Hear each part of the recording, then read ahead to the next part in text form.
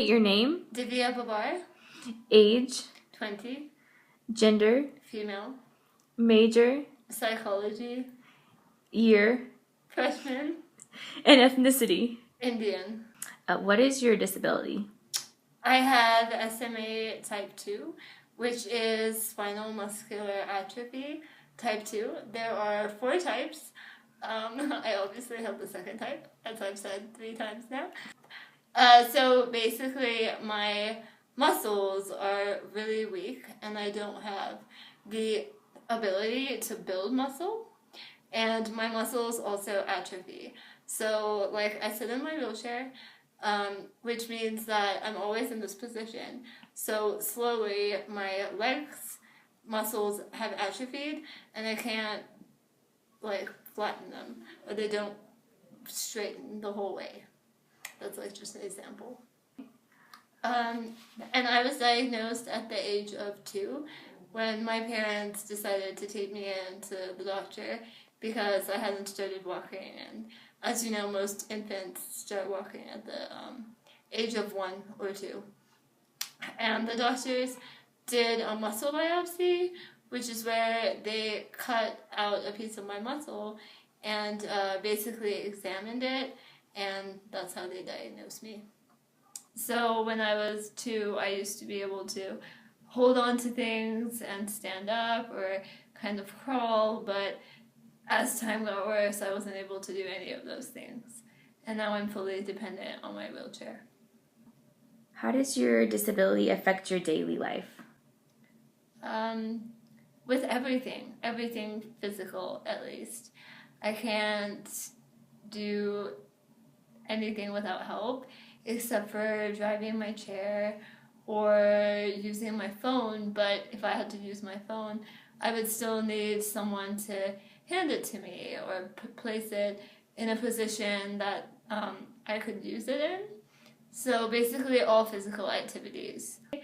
And then someone drive, like either my mom or my dad, they drive me to school, and then I'm here, and I'm like, for the most part, I can get around myself, but I prefer to sort of go to class with friends because we live in downtown, and the pavement is not exactly the smoothest. So once in a while I do fall, and if that happens, I like to have someone with me because I need help getting back up.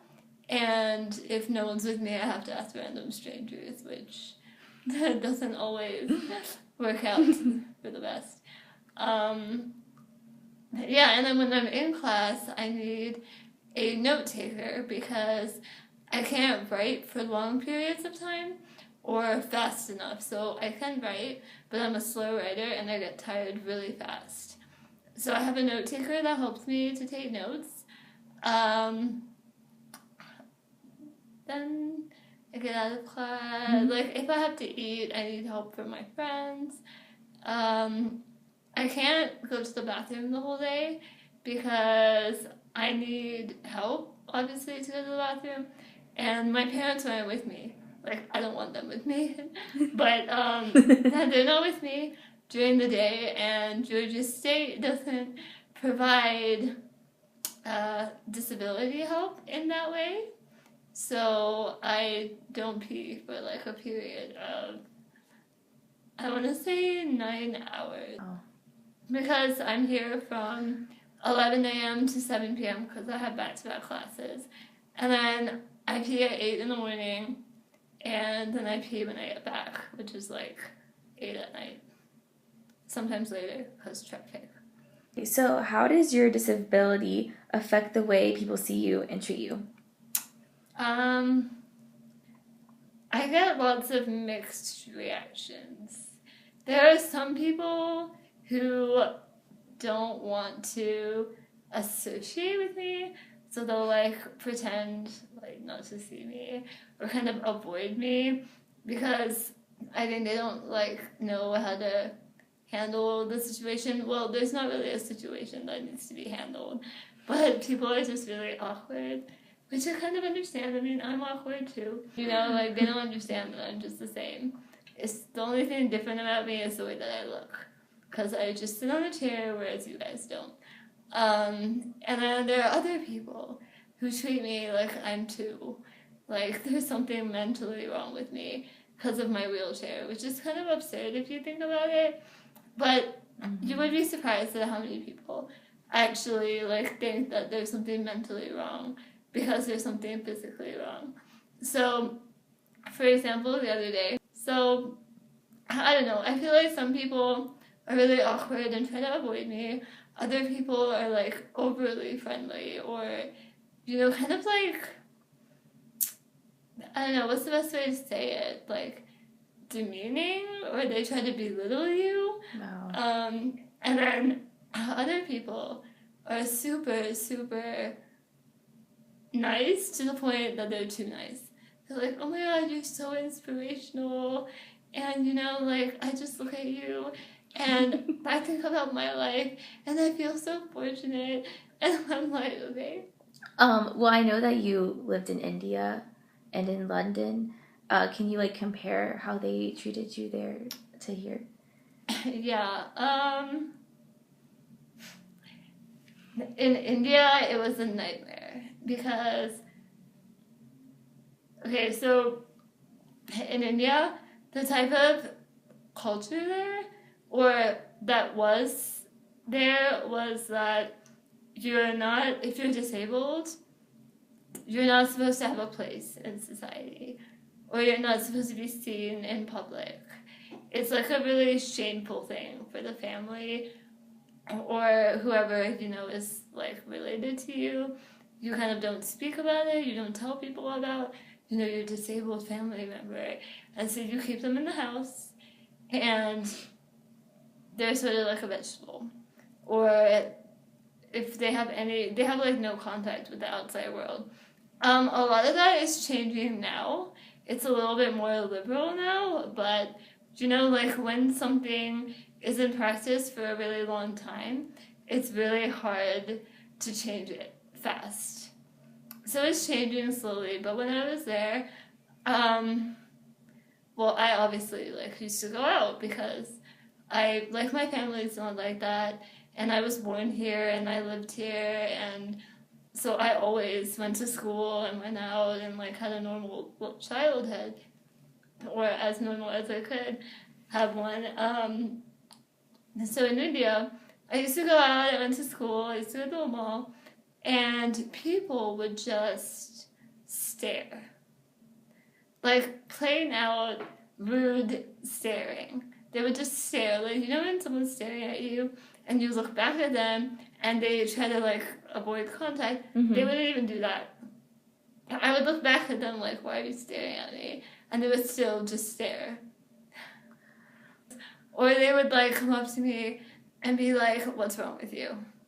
Just plain out, not even like, hi. How did you react to I that? just feel like, excuse me? I don't know. Like sometimes I would ignore it and just be like, sorry, I have to go. Other times people who were with me would be like, okay, that was really out of line. You shouldn't have said that. You don't ask people that, like, especially my friends, because I went to an international school, so a lot of my friends were not like Indian or from India, so they didn't react to me like that either. So we would go out, and if like people were being rude to me or came up to me and said something like that, they would kind of be like, "What is your problem?" You know. And then the other person would like go away or be like, "Oh, sorry for asking." What about your parents? Like if your parents were with you and someone was acting like that. My parents, I feel like they're used to those kind of questions. Because obviously when I was little, people would ask them all the time, right? So their reaction was really different. Like my mom would kind of get annoyed by it, but they were more patient and they would just be like, oh, she can't walk. And then we would just go about doing our own thing, because you have to understand these were strangers. We weren't going to sit there and like have a whole conversation and tell them about my history. Yeah. But they were like a lot more patient, whereas I would sort of be like, I don't really want to tell you. Sorry, I'm going to leave now. I don't really know you. Yeah, exactly. Yeah. Well, that was India.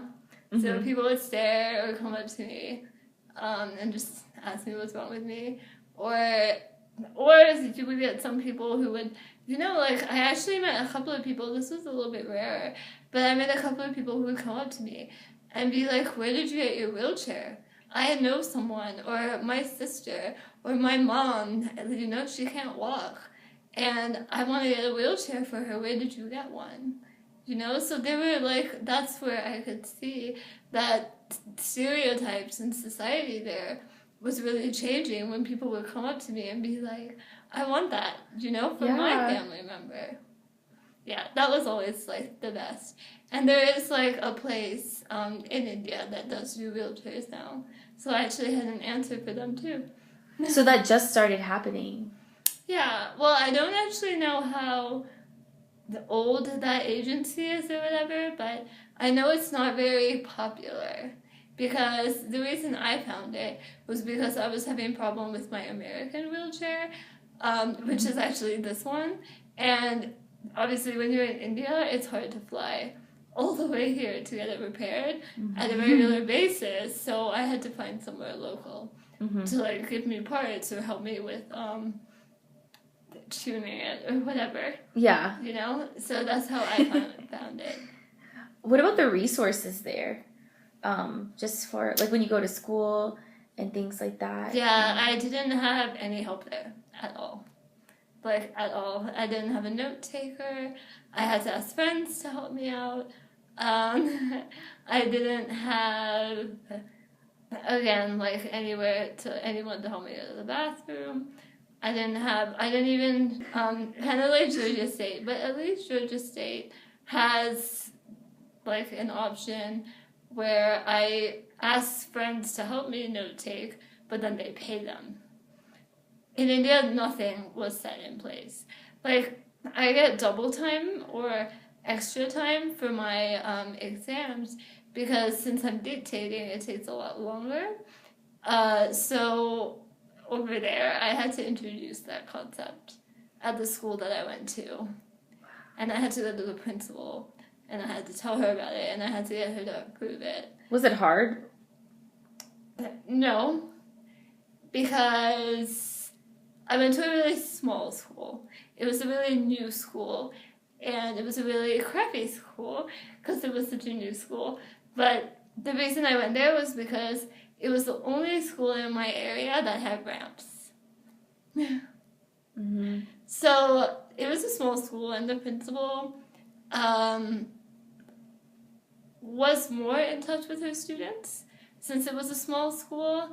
And that's why when I went to her and kind of got it approved, it wasn't really hard, but it probably would have been hard if it wasn't, 1, an international school, 2, a new school, and 3, a big school, like a big student population. But it was hard to find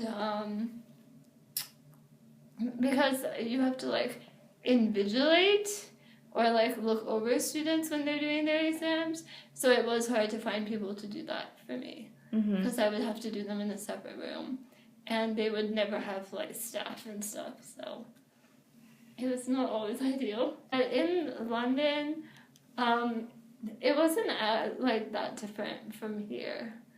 In terms of, like, the help that I get or people's reactions. In fact, I think people were nicer there to me than they are here. The only thing is that over there you have to be a citizen to get disability help from the government, which is the same here. You have to be a U.S. citizen. So when I ended up completing high school, they were no longer required by state law to help me with anything. So that's why I moved back. Okay. To get help here. So how does it differ from the way you perceive yourself?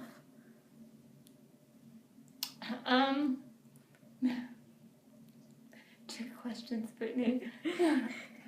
Well, I think it's really different from how I see myself because I think that I grew up in an environment where my parents my parents never really had like a talk with me about my disability. They never sat down with me and they were never like, okay, you have this, people are going to treat you differently, you're going to do things differently, blah blah blah. I never really had that conversation. So when I was, until I think I was, I want to say 5 or 6, I didn't really like think that I was really different. I mean, obviously, except for like the wheelchair thing, but I would just be like, oh yeah, this is like a cool thing. I have like a mini car. Be jealous, you know?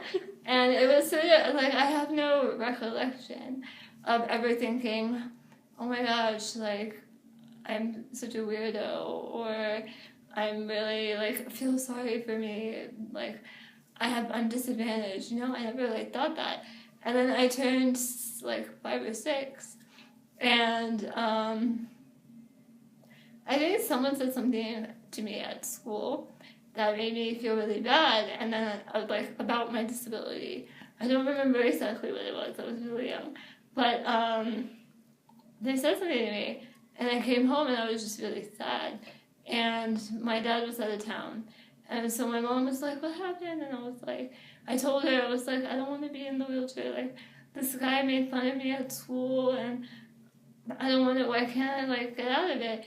And she kind of like talked to me, and then my dad was out of town, but he ended up calling, and my mom like had me talk to him, and I remember him telling me that it was something to feel like special about, because I was different from people in like a unique way, and it's sort of like that mentality I think just stuck with me for like as long as I can remember, like even now.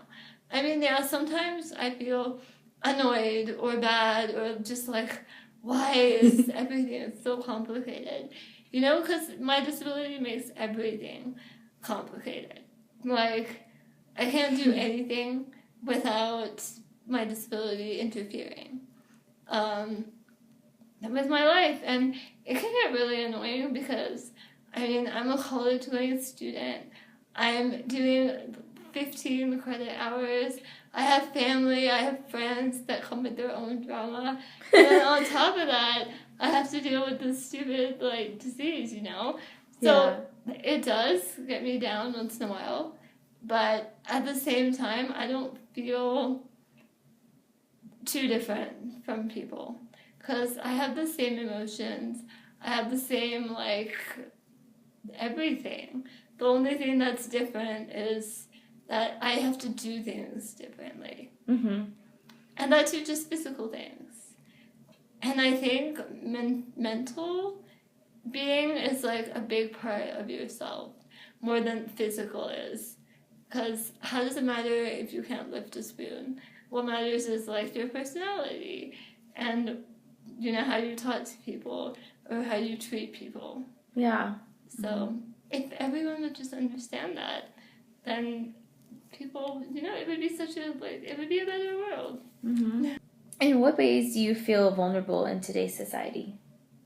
I feel like it's really easy for people to sweep me under the rug or like overlook me because they underestimate me a lot.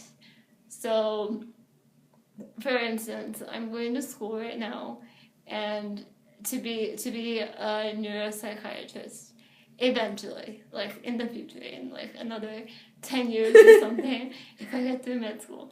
But I don't know if when I get there I'll even get a job.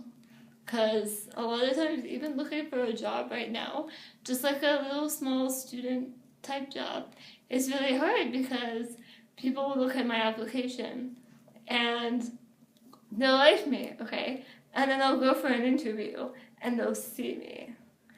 And then it's like they change their minds. And I know this because they'll look at my resume and I'll get like this email saying, oh my gosh, really liked your resume. like, this is impressive. You've done this. Mm-hmm. I'm really looking forward to you coming in for an interview. And then I get there, and there's like a change in like attitude or questions. What do they act like?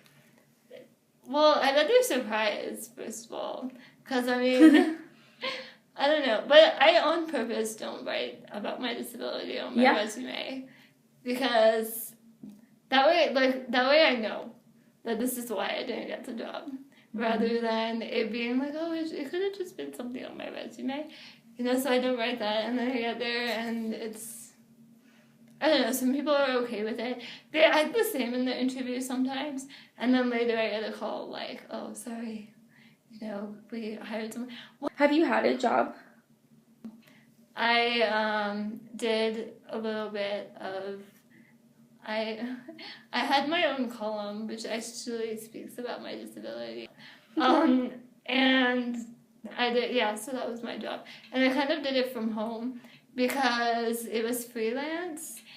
I would only write like one article a month, and also the office was not disabled accessible. Do you feel that you have appropriate services available here at Georgia State University? No, I'm sorry. Not sorry. No, okay, so it has been insane since I got here, to the point where I don't want to go here anymore. Because I told you guys I need a note taker, and so, okay, let's start from the beginning, okay? So I apply here, and I apply for disability accommodations, and they tell me when I submitted my application that it's going to take about 15 working days for the Office of Disability to get in touch with me. It took a lot more than that, and I called them, and I was like, hey, it's supposed to have been 15 days. When am I going to have my appointment? And the lady was like, oh, sorry, we didn't get back to you. And she gave me an appointment, which was like 2 weeks later. And by then, I had already started here.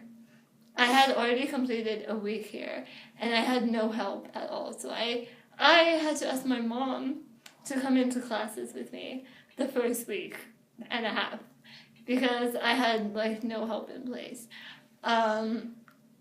So I go for my meeting, and the lady is discussing what I need and what kind of help they can give me, and everything that I'm telling her I need, for instance, note taker, like help to go to the bathroom, or maybe like an escort to classes, because obviously when it's the first week, I didn't know anyone here, so I didn't even have friends to walk with, and if I fell, I just fell, I didn't have help. And so everything I said, she didn't have any of that, like, in place, or even a system for any of it. So I basically walked out of that meeting, feeling worse than when I came in, because I expected everything to, be, like, a little smoother once I had gone out of the meeting, but when I went out, it was like, why did I even bother coming? Like, why did I even bother meeting with her? I told her I needed a note taker, and she was like, okay, the way we do it is that you have to find someone in your class who is taking notes, and then they can give you a copy of their notes, and then we'll pay them. Okay, first problem with that. Most people don't take notes in classes, okay? Second problem with that. I asked lots of people.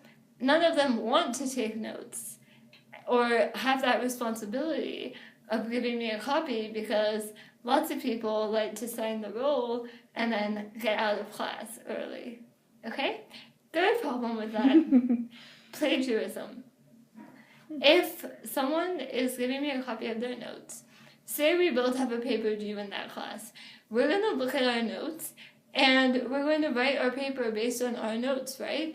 if we both have the same set of notes, we're both going to write our papers similarly. Mm-hmm. Because I'm writing what I'm reading. So Yeah. plagiarism is a big issue. And I brought that up to the lady too, and she was like, yeah, you're just going to have to be careful about that.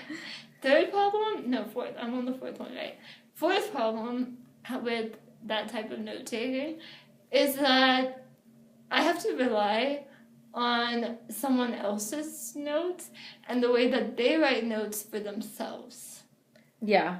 You know, I can't just be like, oh, hey, you're writing my notes for me. Can you write them this way? Because why would they do that? They're writing notes for themselves and they're just giving me a copy.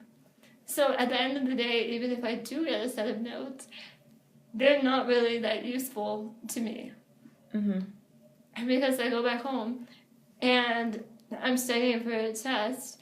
I'm looking at the notes and I'm like, I don't know what she means when she writes that. Because their notes, they're not exactly word for word what the professor is saying, right? Yeah. So, yeah, that's really annoying. So that, like, you would want to change, like, since you go here and they don't have those resources, that's, like, the one thing you would want to change is being able to have a parapro. Yeah, because I've been to college in London for a little bit, and the way it works there is that the disability department hires a student. Say I'm a freshman. The disability department will hire a senior who has a little bit of extra time, match their schedule with mine, and if they're free when I have a class that I need help with, that student comes to my class, helps me out, and that's the way it works. Yeah. And then they pay that person. And that is so much better because that way I know that person is going to be there every week at that time because they're free at that time. Second, I know they're not going to want to leave early or whatever because they're getting paid to stay there with me. Mm-hmm. And third, I can tell them the way I want help. And I even suggested this to the disability department. And they were like, oh yeah, that's a really good idea. You know, we need to get that in place. But you know, I don't know how long that's going to take. Is that a possibility for them to have, is it a possibility for them to have parapros? Well, see, parapros, I think they are... Are they nurses? Yeah, they're administered by the state. And so I would have to hire one myself. But I don't have Medicaid yet. But when you were in middle school, I know you had a parapro. Did the school supply you with a parapro there? That was your personal parapro? Mm-hmm. Like the state hires it. The school doesn't hire it. Okay. And all of that's getting into place. So eventually, yes, I will have a parapro that could help me. But until then, or for international students who can never get a parapro because they're not a citizen of the state or even the country, they're left like the way I am right now. Mm-hmm. You know, which is the reason I left school or left college in London because that was my situation there. I wasn't a citizen, so I couldn't get I couldn't hire a parapro unless I paid like $50,000. Wow. Which I can't afford, so yeah. can't go to school. Yeah. Jeez, that's a lot of money. Okay.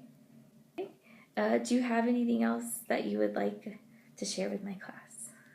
Thank you for listening to me. Yes, it's been so great. I hope you guys can all make a difference. Me too. Good luck with the semester. Okay. Bye.